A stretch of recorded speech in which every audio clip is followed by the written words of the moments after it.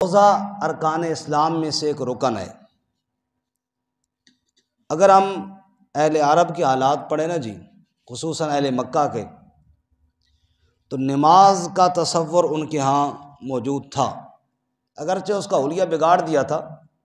قرآن بیان کرتے سورہ انفال میں وَمَا كَانَ صَلَاتُهُمْ عِندَ الْبَيْتِ إِلَّا مُقَامٌ وَتَصْدِيَةٌ، نماز ان کی کیا ہوتی تھی؟ تالیاں بجاتے، سیٹیاں بجاتے۔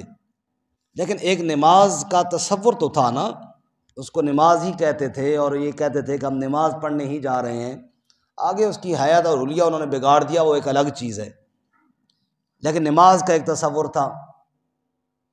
اسی طرح حج کا ایک تصور تھا، بیت اللہ کا طواف کرتے، اور اسی طرح اور ارکان بھی ادا کرتے۔ یہ الگ بات ہے کہ جیسے نماز میں انہوں نے تالیاں شروع کر دیں، حج میں بھی انہوں نے بڑی قباحتیں ساتھ شامل کر لیں، حتیٰ کہ ننگا طواف کرتے، نعوذ باللہ من ذالک، جس کا ذکر سورۃ الاعراف میں ہے۔ وَإِذَا فَعَلُوا فَاحِشَةً قَالُوا وَجَدْنَا عَلَيْهَا آبَاءَنَا وَاللَّهُ أَمَرَنَا بِهَا، نعوذ باللہ۔ یہ فحاشی کیوں کر رہے ہو؟ وہ جو ہمارے باپ دادا اس طرح کرتے تھے، اور ساتھ یہ کہتے تھے کہ وَاللَّهُ أَمَرَنَا بِهَا، اللہ نے حکم دیا ہے اس کا، نعوذ باللہ من ذالک۔ یہ ان کی جہالت اور نادانی تھی۔ تاہم حج کا تصور بھی تھا، صدقات خیرات تو بہت عام تھا، بتوں پہ جو چڑھاوے چڑھاتے، یہ صدقات خیرات ہی کی قسمیں تھی نا، مطلب شرن حلیہ بگاڑ دیا، لیکن ایک تصور تو تھا نا ان کے ذہن میں۔ تاہم روزے کے بارے میں کوئی ان کے بارے میں نہیں ملتا کہ وہ روزے بھی رکھتے تھے، اس کا کوئی ذکر نہیں ہے۔ باقی چیزوں کے بارے میں ملتا ہے۔ ہاں، یہ بات ہے کہ حضور اقدس صلی اللہ علیہ وسلم جب مدینہ منورہ تشریف لے گئے تو بڑی مشہور حدیث ہے، آپ نے سنے ہوگے کہ یہودی روزہ رکھتے تھے عاشورے کا، تو جن یہودیوں میں روزے کا تصور تھا، آپ صلی اللہ علیہ وسلم نے پوچھا کہ عاشورے کا یعنی 10 محرم کا روزہ کیوں رکھتے ہیں؟ کہا جی اس دن حضرت موسیٰ علیہ السلام کو فرعونیوں سے نجات ملی تھی، اس لیے رکھتے ہیں۔ تو حضور نے فرمایا تو ہمارا تو موسیٰ علیہ السلام کے ساتھ زیادہ تعلق ہے ان کی بنسبت، تو ہم بھی رکھیں گے۔ تو یعنی وہاں پہ روزے کا ذکر ملا، لیکن مکہ میں جو مشرکین مکہ تھے، یا جن کو مشرکین عرب کہتے ہیں، ان میں کوئی روزے کا تصور میرے علم کے مطابق تو کوئی نہیں ہے۔ باقی عبادات میں کچھ تھا۔ ہاں، اتنا ملتا ہے بعض کتابوں میں کہ یہ گھوڑے کو روزہ رکھواتے تھے۔ اس کو اصل ہوتا یوں تھا کہ لڑائی جھگڑا جنگ جدال یہ چیزیں ان میں عام تھیں، اور لڑائی جھگڑے میں ان کے پاس 2 سواریاں تھیں، ایک اونٹ اور ایک گھوڑا۔ اونٹ تو بالکل ان کے مزاج کے اور علاقے کے اور حالات کے موافق تھا، وہ بھوک بھی برداشت کر لیتا ہے، پیاس بھی برداشت کر لیتا ہے، لیکن اس میں ایک مسئلہ یہ ہے کہ وہ تھوڑا سست رفتار ہے، وہ تیز نہیں ہے، وہ بالکل ہمارے مدنی مسجد والے بھائیوں کی طرح ذرا سست ہے۔ گھوڑا ہمارے ترامڑی والے ساتھیوں کی طرح ذرا تیز رفتار ہوتا ہے۔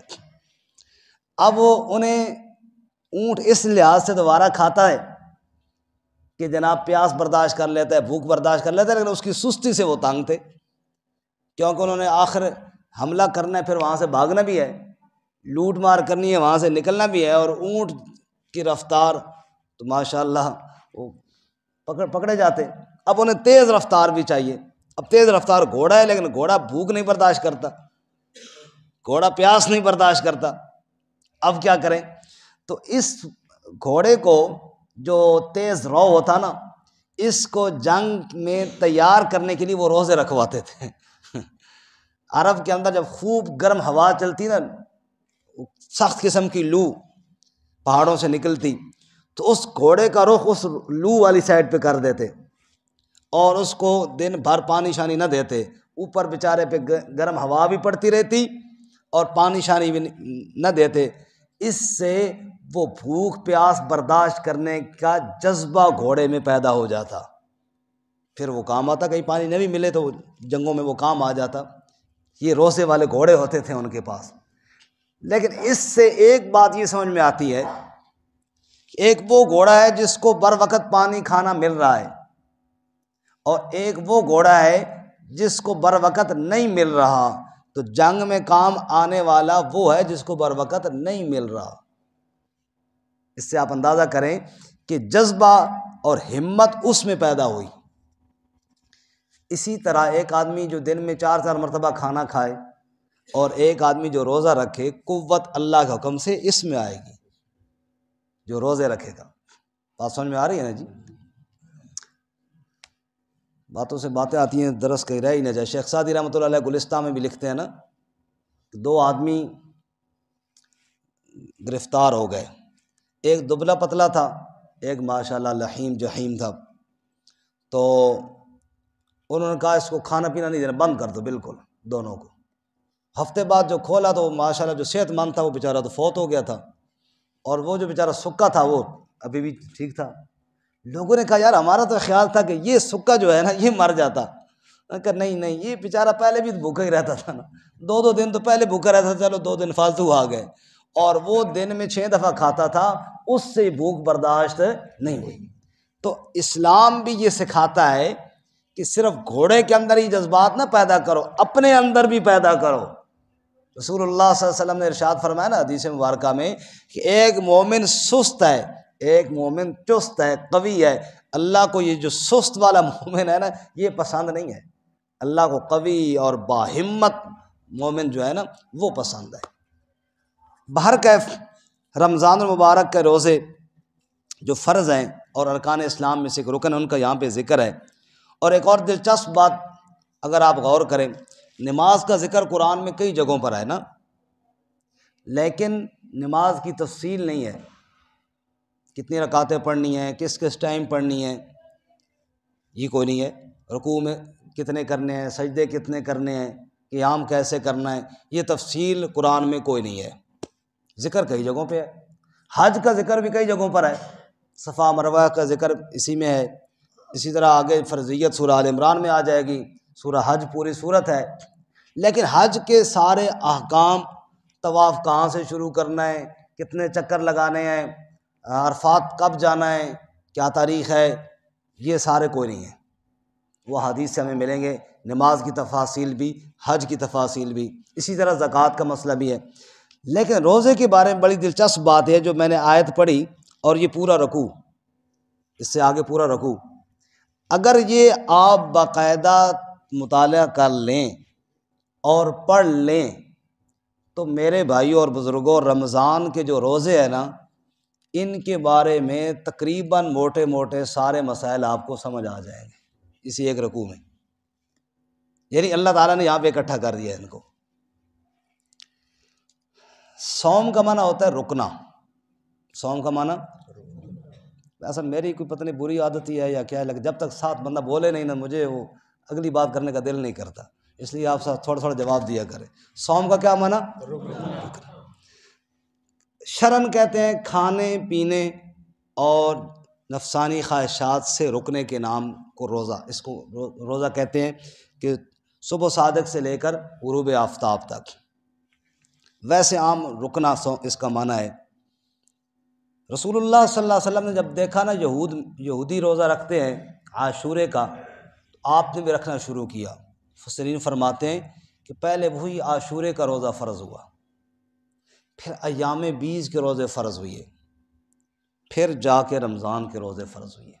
وجہ یہ تھی کہ چونکہ میں نے پہلے عرض کر دیا کہ عرب والے روزے کے مزاج ان کا نہیں تھا، اگر اکٹھے 30 روزے آ جاتے تو یہ تو ان کے لیے مشکل تھا، اس لیے رفتہ رفتہ روزے کی ترغیب دی، اور پھر رمضان کا پورا مہینہ روزے فرض قرار دیے، جو اگلی آیت میں موجود ہے۔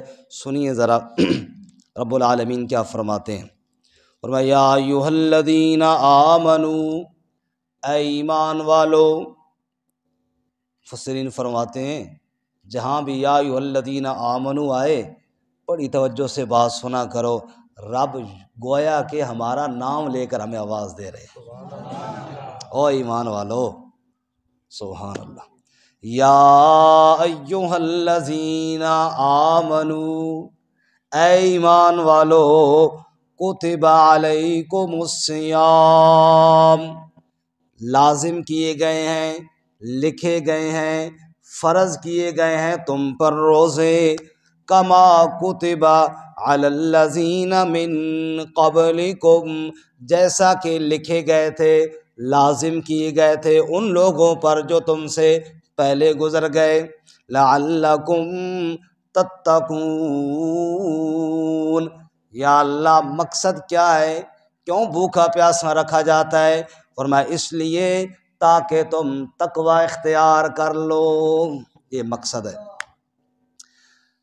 حضرت عمر فاروق رضی اللہ تعالیٰ عنہ نے حضرت ابی بن کعب رضی اللہ تعالیٰ عنہ سے ایک دن پوچھا کہ تقوی کس کو کہتے ہیں؟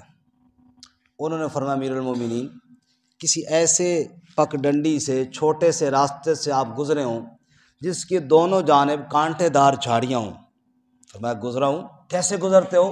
کہ کپڑے سمیٹ کے جسم بھی سکیڑ کر، کہیں وہ کپڑے چبھ نہ جائیں جسم میں اور کپڑوں، کانٹے چبھ نہ جائیں جسم میں اور کپڑوں میں۔ فرمایا جی اسی چیز کا نام ہے تقوی، اپنے آپ کو ہر نافرمانی سے بچا بچا کر گزرنا، اس کو کہتے ہیں تقوی۔ روزہ رکھا ہوا ہے بندے نے، پیاس بھی لگی ہوئی ہے، کلی کر رہا ہے، پانی منہ میں ہے، بس تھوڑا سا ادھر کرنے کی دیر ہے، روزہ کیا ہو جائے گا؟ ٹوٹ جائے گا۔ اس کو بچاتا ہے، منہ بھر کے کلی بھی نہیں کرتا کہ کہیں غلطی سے پانی اندر نہ چلا جائے۔ یہ ہے تقوی، یہ ہے بچنا، پانی اندر نہ چلا جائے۔ اسی طرح جناب بھوک لگی ہے، کھانا موجود ہے، ایک چھوٹا سا دانہ بھی نہیں کھاتا، تقوی اختیار کرتا ہے، بچتا ہے۔ اللہ فرماتے ہیں جس طرح 30 دن رمضان کے ایک ایک گھونٹ سے اپنے آپ کو بچا رہے ہو نا، ایک ایک دانے اور لقمے سے اپنے آپ کو بچا رہے ہو، یہ پریکٹس ہے اس بات کی کہ غیر رمضان میں بھی اللہ کی حرام کردہ ایک ایک چیز سے اپنے آپ کو اسی طرح بچاؤ جیسے رمضان کے روزے میں پانی کے ایک قطرے سے اپنے حلق کو بچا کر رکھتے ہو۔ یہ ہے مقصد روزے کا۔ اس میں تم نے پریکٹس کرنی ہے کہ کیسے بچانا ہے۔ چھوٹی چھوٹی باتیں پوچھ رہے ہوتے ہیں، او جی سرما پایا تو روزہ تو نہ تروٹ سی، مسواک کی تھی تو روزہ تو نہ تروٹ سی، اس طرح کی باتیں پوچھ رہے ہوتے ہیں۔ کیوں؟ کہ شک ہے کہ کہیں کوئی ایسی بات نہ ہو جائے کہ روزے پہ فرق نہ آئے۔ رب العالمین فرماتے ہیں یہی تو تمہیں پریکٹس کروانی ہے، یہی تو تمہیں پریکٹس کروانی ہے کہ جیسے وہ عرب والے لوگ گھوڑے کو سخت گرمی میں پانی سے روکتے تھے، اصل میں تو پریکٹس کروا رہے ہوتے تھے جنگ کے لیے۔ یہاں تو پانی موجود تھا، یہاں تو سایہ بھی موجود تھا، لیکن یہاں پہ اس کو دھوپ میں باندھ کے رکھتے تھے، پانی وقت پہ نہیں پلاتے تھے تاکہ اس کے اندر یہ دھیان آ جائے کہ خیر ہے پانی نہ ملے تو تب کیا ہوا؟ اے انسان رمضان تو گزر جائے گا، اگر تجھے حلال نہ ملے تو حرام لقمہ لے لے گا؟ نہیں، جس طرح رمضان میں تو حلال رقمے سے رک کے آئے، غیر رمضان میں پریکٹس کر تاکہ تو حرام سے بھی بچ جائے۔ یہ ہے مقصد روزے کا۔ روزے کا مقصد تقوی ہے۔ روزے کا مقصد بولو کیا ہے جی؟ آگے فرمایا ایام معدودات۔ اب یہ جو ایام معدودات ہے نا جی، یہ اگلی پوری آیت مفسرین فرماتے ہیں کہ ابتدائے روزے کا جب حکم تھا نا، ابتدا میں، یہ اس وقت سے متعلق ہے۔ 3 دن ہر مہینے میں ایام 20، 3 دن رکھنا کوئی مشکل نہیں تھا وہ روزے۔ ایام معدودات، دن ہیں گنے ہوئے۔ اچھا شروع میں مریض کے لیے تو شروع میں بھی رخصت تھی، اب بھی ہے، لیکن شروع میں فدیے کی بھی گنجائش تھی، کیونکہ ابھی بندوں کو عادی کرنا تھا نا، آہستہ آہستہ۔ اور روزہ رکھ سکتے تو روزہ رکھ لو، اور فدیہ دینا چاہو تو فدیہ دے دو۔ اور آگے اگلی آیت پھر ہم انشاءاللہ پڑھیں گے جس میں رمضان کے روزوں کا ذکر ہے۔ وَعَلَى الَّذِينَ يُطِيقُونَهُ فَمَنْ كَانَ مِنْكُمْ مَرِيضًا أَوْ عَلَى سَفَرٍ، جو شخص تم میں سے مریض ہو یا سفر پر ہو، فَعِدَّةٌ مِّنْ أَيَّامٍ أُخَرَ، وہ گنتی پوری کر لے اور دنوں سے بعد میں رکھ لے جی۔ بعض لوگ نا ان میں تقوی تھوڑا زیادہ ہو جاتا ہے، اور شریعت نے جہاں پر گنجائش دی ہے وہ اس گنجائش کا فائدہ بھی نہیں اٹھاتے۔ مثلا رسول اللہ صلی اللہ علیہ وسلم سفر پہ ہیں، آپ صلی اللہ علیہ وسلم کے ساتھ صحابہ کرام ہے، گرمی کا سفر ہے جناب، روزے رکھنا ہے یا نہیں رکھنا ہے، رمضان کے دن ہے۔ بعض لوگوں نے تو کہا جی سفر میں گنجائش ہے ہم نہیں رکھتے، وہ نہ رکھا۔ بعض لوگوں نے کہا نہیں جی ہم تو رکھیں گے، افضل تو روزہ رکھنا ہے، انہوں نے رکھ لیا۔ اب آگے جہاں پڑاؤ ڈالا، جنہوں نے روزہ نہیں رکھا ہوا تھا ان کی ماشاءاللہ صحت ٹھیک تھی، انہوں نے جائے کہ خیمے شیمے لگائے، جگہ شگہ بنائی، سارا کچھ انتظام کیا، اور جو روزے والے تھے نا وہ تو جا کے لمحے لیٹ گئے کہ ظاہر تھکے ہوئے ہیں، پیاس کی شدت ہے۔ رسول اللہ صلی اللہ علیہ وسلم نے ارشاد فرمایا سفر کی اس کیفیت میں روزہ رکھنا کوئی نیکی نہیں ہے۔ آپ نے فرمایا یہ کوئی نیکی نہیں ہے۔ بھائی روزہ رکھا، اللہ نے گنجائش بھی دی، آپ نے روزہ رکھ لیا، گنجائش پہ عمل نہیں کیا، اب اور کئی نیکی کاموں سے آپ رک گئے تو کیا فائدہ ہوا؟ تو جہاں پر گنجائش ملی ہے وہاں پہ گنجائش پہ عمل کر لینا چاہیے۔ ہاں جیسے کہ آج کل کے سفر ہے، کوئی مسئلہ نہ ہو تو بے شک پھر رکھ لے تو اچھی بات ہے، لیکن اگر سمجھتا ہے کہ روزہ رکھنے سے اور کئی کام میرے متاثر ہوں گے، جہاں شریعت نے گنجائش دی ہے وہاں گنجائش سے فائدہ اٹھانا چاہیے۔ اسی طرح مریض، دیکھو جی مریض دو قسم کے ہیں۔ مریض کتنی قسم کے ہیں؟ ایک وہ مریض ہے کہ جو ماشاءاللہ بندہ ٹھیک ٹھاک تھا، 2-4 دن روزہ رمضان میں نہ رکھ سکا بیماری کی وجہ سے، بخار تیز ہو گیا، مریض ہو گیا، یہاں بھی گنجائش ہے بے شک۔ یہاں بھی بعض مریض بھی جو ہے نا شدت کرتے ہیں، حالت غیر ہو جاتی ہے، پھر بھی جناب نہیں جی روزہ رکھنا ہے۔ بھائی جہاں اللہ تعالیٰ نے گنجائش دی ہے وہاں پہ گنجائش پہ عمل کرنا چاہیے۔ اب 2-4 دن 5 دن بندہ بیمار ہو گیا، 5 روزے رہ گئے، 4 رہ گئے، 3 رہ گئے، 2 رہ گئے، بعد میں ٹھیک ہو گیا، رکھ لیے باقی۔ اب اس مریض نے فدیہ نہیں دینا، فعدۃ من ایام اخر، اس نے باقی دنوں میں گنتی پوری کرنی ہے، جتنے روزے رہ گئے ہیں یہ روزے اس نے بعد میں رکھ لینے ہیں، یہ اس کے لیے۔ اور میں نے جیسے عرض کیا کہ شروع میں گنجائش تھی روزے میں اور فدیے میں، وعلی الذین یطیقونہ فدیۃ طعام مسکین، جو طاقت رکھتے ہیں فدیہ دے سکتے ہیں وہ فدیہ دے دے مسکین کے کھانے کی۔ فمن تطوع خیرا فہو خیر اللہ، اگر خوشی سے کوئی نیکی کرے تو وہ اس کے لیے بہتر ہے۔ وان تصوموا خیر لکم، روزہ رکھ لو تو یہ بہتر ہے تمہارے لیے، ان کنتم تعلمون، اگر تم جان لو۔ جیسے میں نے عرض کیا کہ آج بھی سفر چونکہ آسان ہو گئے ہیں تو روزہ رکھنا اتنا مشکل نہیں ہے، تو بہتر یہی ہے کہ روزہ رکھ لے، لیکن گنجائش پہ عمل کرے تو کوئی حرج، بولو جی کوئی حرج۔ اب اگلی آیت انشاءاللہ پڑھ کے بات ختم کریں گے۔ شہر رمضان الذی انزل فیہ القرآن، آپ یوں سمجھے جہاں تک اب بھی ہم نے پڑھا نا جی یہ ابتداء اسلام کے احکامات تھے، اب موجودہ جو ہے حکم ہے وہ اگلی آیت میں جو ابھی ہم پڑھنے لگے ہیں۔ شہر رمضان، رمضان کا مہینہ، رمضان جلانے کو کہتے ہیں، جب چاشت کے وقت دھوپ تیز ہوتی ہے نا، پھر زمین تپتی ہے اور اس کے بعد پھر پاؤں جلتے ہیں اس پر، اس کو کہتے ہیں رمضان اسی سے نکلا ہے۔ جس طرح کوئی چیز جلاتی ہے نا، ایسی رمضان کا مہینہ تمہارے گناہوں کو بھی جلا کر راکھ کر دیتا ہے۔ شہر رمضان الذی انزل فیہ القرآن، رمضان کا یہ وہ مہینہ ہے جس میں اللہ نے قرآن نازل فرمایا ہے۔ اچھا اللہ تعالیٰ نے روزے جو حرمت والے 4 مہینے ان میں سے فرض نہیں کیے۔ حرمت والے 4 مہینے آپ جانتے ہیں نا، محرم کا ایک، اس سے پہلا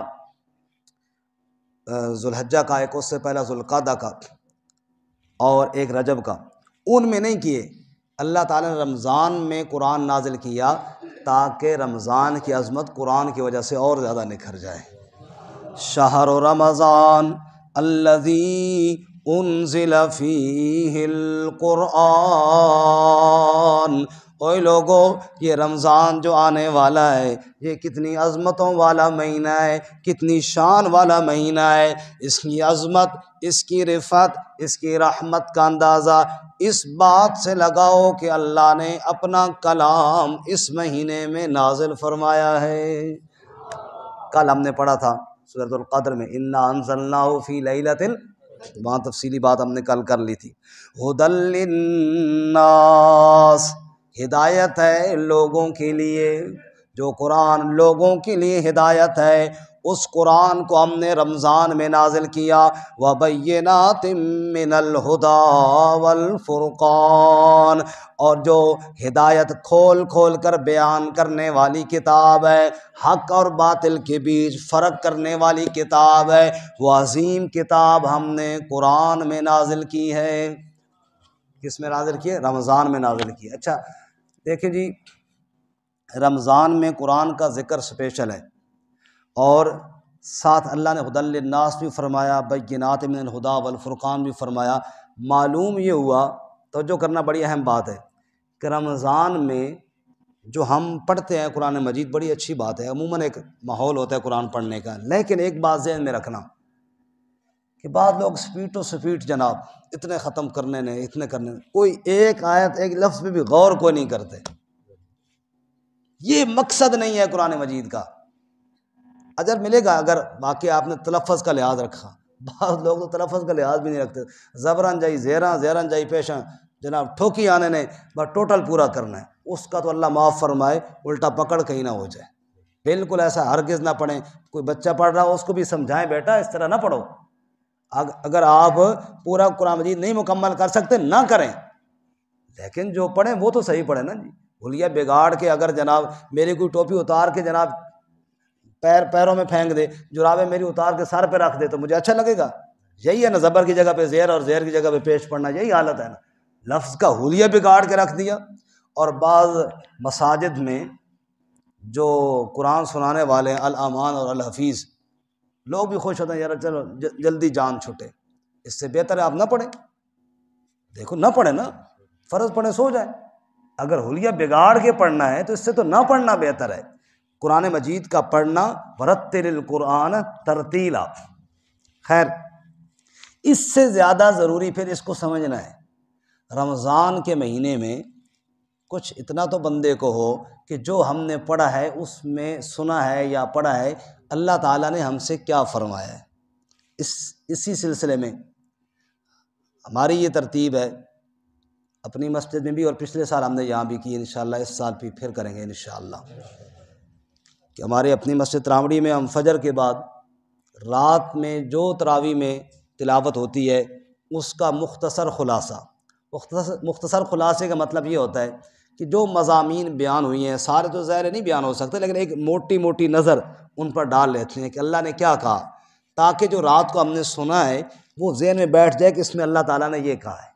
اور انشاءاللہ پچھلے سال کی طرح اس سال بھی ظہر کی نماز میں اپنی اسی مسجد جامع مسجد مدنی میں خلاصہ بیان ہوگا، سارے شرکت کریں گے نا انشاءاللہ۔ انشاءاللہ تو وہ سمجھنا مقصد ہے۔ یہاں بھی اللہ وہی بتا رہے ہیں، رمضان میں ہم نے قرآن نازل کیا، ہدایت بنایا ہے، واضح دلائل دیے ہیں، اور فرق کرنے والا، فرق تبھی ہمیں سمجھ میں آئے گا جب ہم اس کی مفہوم کو سمجھیں گے۔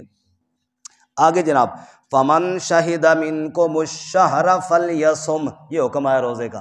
فمن شہد منکم الشہر، بس جو تم میں سے حاضر ہو اس مہینے کو، فلیصم، چاہیے کہ اس کا روزہ رکھے۔ اب پہلے مریض کی رخصت کا بیان ہو گیا تھا، مسافر کا، لیکن میں نے عرض کیا وہ ابتداء اسلام کے بارے میں تھا، اب دوبارہ پورے مہینے کا ذکر ہوا تو دوبارہ پھر رخصت کو بیان کر دیا کہ مریض کی رخصت اسی طرح اب بھی باقی ہے، اسی طرح مسافر کی۔ وَمَنْ كَانَ مَرِيضًا أَوْ عَلَىٰ سَفَرٍ، جو آدمی مریض ہو یا جو آدمی سفر پر ہو، فَعِدَّةٌ مِّنْ أَيَّامٍ أُخَرَ، وہ گنتی اور دنوں میں پوری کر لے۔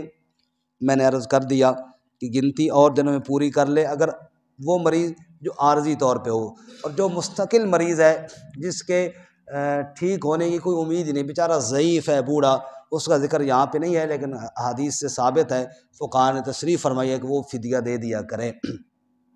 یرید اللہ بکم الیسر، اللہ تعالیٰ تمہارے ساتھ آسانی چاہتا ہے، ولا یرید بکم العسر، اللہ تمہارے ساتھ تنگی نہیں چاہتا۔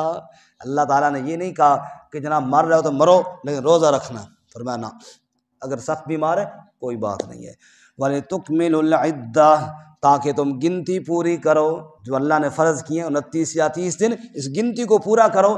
اب بیماروں کوئی نہیں، بعد میں رکھ لو۔ وَلِتُكَبِّرُوا اللَّهَ عَلَىٰ مَا هَدَاكُمْ، اور اللہ کی کبریائی، اللہ کی بڑائی بیان کرو اس طریقے پر جو اللہ نے تمہیں سکھایا ہے، وَلَعَلَّكُمْ تَشْكُرُونَ، اور تاکہ تم اللہ کا شکر ادا کرو۔ اللہ کا کیا ادا کرو جی؟ اللہ اکبر۔ ایک سوال پیدا ہوتا ہے، راتوں کو قرآن سنیں، دن کو روزے رکھیں، لگنا ہے اللہ نو منانا بڑا اوکھا ہے، بڑا اوکھا کام ہے۔ راتوں کو جناب قرآن سنو، سحری کو پھر اٹھ جاؤ، پھر بھوک پیاس برداشت کرو، آسان کام نہیں۔ یہ سوال پیدا ہوا، فٹ اللہ نے اگلی آیت میں جواب دیا، نہ وَإِذَا سَأَلَكَ عِبَادِي عَنِّي فَإِنِّي قَرِيبٌ، اگر میرے بندے یہ پوچھیں کہ رب کہاں ہوتا ہے، اگر وہ پریشان ہو جائیں ترلائی اسلام آباد کے مسلمان، اللہ سے ملنا ہے تو بڑا مشکل کام ہے، نانا فَإِنِّي قَرِيبٌ، بے شک میں قریب ہوں۔ یا اللہ تو کتنا قریب ہے، اور کیسے ہمیں پتہ چلے کہ تو قریب ہے؟ فرمایا اجیب دعوت الداعی اذا دعان، میں ایسے قریب ہوں کہ جب بھی کوئی مجھے پکارے میں اسی وقت اس کی دعا کو قبول کر لیتا ہوں۔ میرے قرب کا پتہ تب چلتا ہے جب کوئی نظر نہیں آتا، تو پھر کون نظر آتا ہے؟ اللہ نظر آتا ہے۔ اجیب دعوت الداعی اذا دعان فلیستجیبوا لی ولیؤمنوا بی لعلہم یرشدون، جب میں اپنے بندوں کی دعا ہر وقت قبول کرتا ہوں، میرے بندوں تمہیں بھی چاہیے میرا حکم مان لو۔ میں نے روزے فرض کیے، بہانے بنا کے روزے مت چھوڑو، اچھا، تاکہ رشد و ہدایت پالو۔ یہاں پر ایک لفظ اور ہے جی کہ فمن تطوع خیرا فهو خیر له، ابھی ہم نے پڑھا ہے۔ روزہ تو ہو گیا فرض، یہ جو تراویح ہے، یہ جو رات کا قیام ہے، قیام اللیل جس کو کہتے ہیں، یہ تطوع ہے۔ تطوع کہتے ہیں خوشی میں جو بندہ شوق سے عبادت کرے، خوشی سے جو بندہ شوق میں عبادت کرے، اشارہ کر دیا واضح، تو اگر اللہ کہتے تو پھر یہ بھی روزے کی طرح فرض ہو جاتی تھی۔ اور رسول اللہ صلی اللہ علیہ وسلم نے بھی اسی لیے مکمل پورا مہینہ نہیں کیا، کہیں امت پر فرض نہ ہو جائے، باوجود اس کے کہ آپ چاہتے تھے، لیکن امت کی آسانی کے لیے فرض تو نہیں ہے، لیکن ہے بہت بڑے ثواب کی چیز۔ اگر ساتھ وہ احادیث ملا لیں تو پھر جناب ایسا ایمان تازہ ہوگا۔ سنیے حضور نے کیا فرمایا، من صام رمضان ایمانا و احتسابا غفر له ما تقدم من ذنبی، ومن قام رمضان ایمانا و احتسابا غفر له ما تقدم من ذنبی، ومن قام لیلۃ القدر ایمانا و احتسابا غفر له ما تقدم من ذنبی۔ تین باتیں فرمائیں، جس نے رمضان کا روزہ رکھا ایمان کی حالت میں رکھا، کیونکہ ایمان کے بغیر تو کوئی عمل قبول نہیں ہے، ثواب کی نیت سے رکھا، اللہ اس کے پچھلے گناہوں کو معاف فرما دیں گے۔ کبیرہ گناہوں کے لیے استغفار ضروری ہے، ساتھ توبہ کرے تو سارے معاف ہو جائیں گے۔ اور پھر فرمایا ومن قام رمضان، جس نے رمضان کی راتوں میں قیام کیا ایمان کے ساتھ ثواب کی امید سے، اس کے بھی پچھلے گناہوں کو اللہ معاف فرما دیں گے۔ اور نمبر 3 ومن قام لیلۃ القدر ایمانا و احتسابا غفر له ما تقدم من ذنبی، اور خاص کر جس نے شب قدر میں قیام کیا، اللہ اس کے بھی پچھلے سب گناہوں کو معاف فرما دیں گے۔ تو میرے بھائیوں اور میرے بزرگوں، اب چاہیے تو یہ کہ پورا رکوع پڑھتے ہیں، لیکن ابھی مجھے پتہ ہے کہ آپ بھی تھکے ہوئے ہیں، میں بھی تھکا ہوا ہوں۔ اگلی 2-3 آیتوں کا صرف 2 لفظوں میں خلاصہ بیان کر دیتا ہوں، وہ یہ ہے کہ تاکہ رکوع پورا ذہن میں آ جائے۔ اس کے بعد آگے مسائل یہ بیان کیے، رمضان کی راتوں میں شروع میں پابندی ہوتی تھی، اہل کتاب سحری نہیں کھایا کرتے تھے۔ حضور نے فرمایا ہمارے اور ان کے روزے کا فرق یہ ہے کہ وہ سحری نہیں کھاتے اور ہم سحری کھاتے ہیں۔ افطاری کی نا، رات کو سو گیا، بس اگلا روزہ شروع ہو گیا۔ تو فرمایا رمضان کی راتیں تمہارے لیے حلال ہیں، اپنی اہلیہ کے پاس اپنی خواہش پوری کر سکتے ہو۔ اس کے بعد اللہ تعالیٰ نے فرمایا ہاں سحری بھی کھاؤ، لیکن جب صبح کی وہ پاؤ پھوٹ پڑے نا، صبح صادق کی روشنی، پھر کھانا پینا بند کر دو۔ رمضان کی راتیں تو حلال ہیں، لیکن معتکف کے لیے حلال نہیں ہے۔ اگر مسجد میں اعتکاف بیٹھ گیا ہے، اہلیہ اس کو کھانا کھلانا کے لیے آ سکتی ہے، جا سکتی ہے، لیکن جو خاص تعلق ہے اس کی اجازت نہیں۔ آخر میں فرمایا تلک حدود اللہ فلا تقربوها، یہ اللہ کی حدود ہیں، ان کے قریب مت جاؤ، کذالک یبین اللہ آیاتہ للناس لعلہم یتقون، اللہ اپنی آیتیں بیان کرتا ہے تاکہ تمہارے اندر تقوی آئے۔ اور ان کے ساتھ آگے متصل آیت میں ہے دوسروں کا مال نہ کھاؤ، بالکل اس ساتھ اگلی آیت میں اگر آپ دیکھ لیں لا تأکلوا اموالکم بینکم بالباطل، دوسروں کا مال نہ کھاؤ۔ اللہ تعالیٰ یہ سمجھا رہے ہیں، اور روزہ رکھنے والے ہو، یہ نہیں کہ روزہ رکھی رکھو تو جڑ آوے جناب اس میں چٹی کرو، جی ہاں جو حلال حرام ملے جناب، شکم درویشاں تندور خدا سما در فناس سما در فناس، جڑے چیز ملے تندور چھٹی آؤ، ایک کام بھی نہیں کرنا۔ بالکل اس کے ساتھ ہی اگلی آیت میں اللہ نے فرمایا کہ دھیان کرنا کہ حرام مال سے اپنے آپ کو بچانا اور اس پیٹ کو حلال کے ساتھ ہی بھرنا۔ اللہ تعالیٰ نے عمل کی توفیق عطا فرمائے۔ وآخر دعوانا الحمدللہ رب العالمین۔ ایک تو ضروری گزارش میں نے پہلے کر دی ہے کہ اتوار والے دن پروگرام ہے، سارے ساتھی شریک ہوں۔ دوسرا یہ ہے کہ ایک درس شاید رمضان سے پہلے ہمارا بند تو ہے اگلے منگل بدھ کو، لیکن اگلے منگل بدھ کی چھٹی چاہیے کیونکہ شاید میں 2 دن کہیں گاؤں یا کسی طرف جاؤں، تو انشاءاللہ رمضان میں پھر شروع ہوگا ظہر کی نماز کے بعد، رمضان میں انشاءاللہ ظہر کی نماز کے بعد خلاصہ تفسیر ہوگا، اور وہ جو ہمارا سپارہ آخری رہ گیا نا جو کل جہاں سے چھوڑا تھا، وہ انشاءاللہ پھر رمضان کے بعد شروع کریں گے۔ زندگی باقی تو سارے کام ہو جائیں گے انشاءاللہ۔ یہ دعا کریں اللہ تعالیٰ قرآن مجید کے ساتھ ہم سب کا تعلق جڑا رکھے، اور جس طرح ہم محبت کے ساتھ بیٹھتے ہیں اللہ تعالیٰ اسی طرح اپنے اسی کلام کی برکت سے ہم سب کو محشر کے اندر اللہ تعالیٰ اپنی رحمت کے سائے میں جگہ نصیب فرمائے۔ آمین۔ الحمدللہ رب العالمین۔